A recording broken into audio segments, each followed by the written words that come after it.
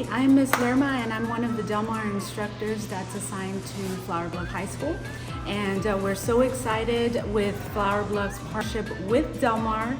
This is our first time that we're having our health students or our health science students bust over here to Del Mar OSO campus.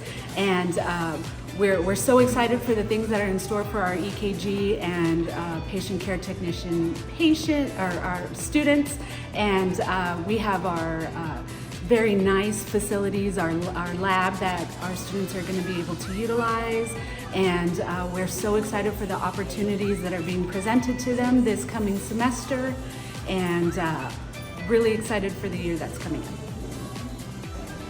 Coming to Del Mar is an amazing experience. I mean, this is my first day, but I know that this is only the start of my learning experience and the healthcare experience that I'm going to be able to apply here and then bring out into my world in my future. So, very excited.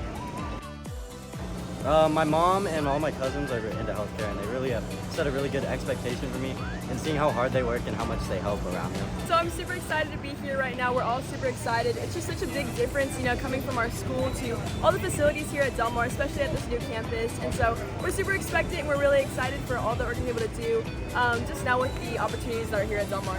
So we're really appreciative for you guys.